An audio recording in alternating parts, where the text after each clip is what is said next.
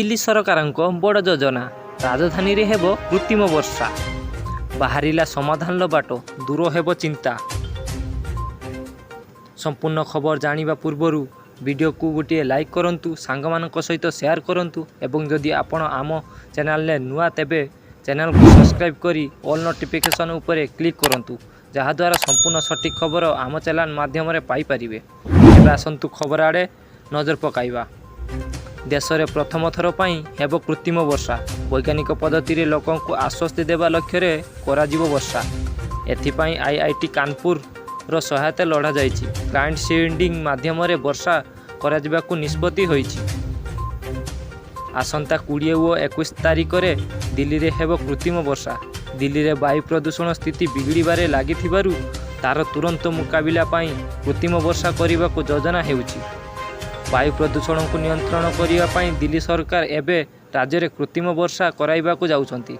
एने दिल्ली सरकार आईआईटी कानपुर सह जोगाजोग करी ए संपर्क में संपूर्ण योजना पठाइबाकू अनुरोध करथिले।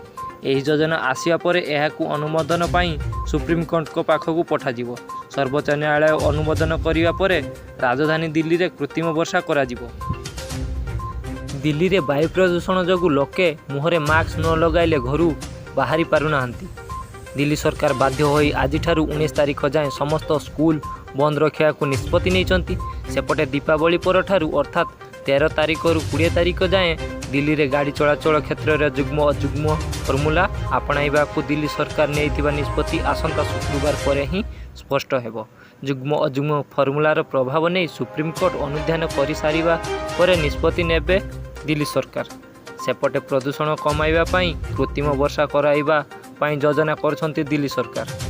मंत्री गोपाल चंद्र राय कहते जे जदि आईआईटी कानपुर पाखरु एक संपूर्ण प्रस्ताव मिल जाए एवं सुप्रीम कोर्ट मध्य याकू अनुमोदन करती ताहले नवेम्बर 20 किंबा 21 तारिख रे दिल्ली ठारे कृत्रिम वर्षा होई पारे।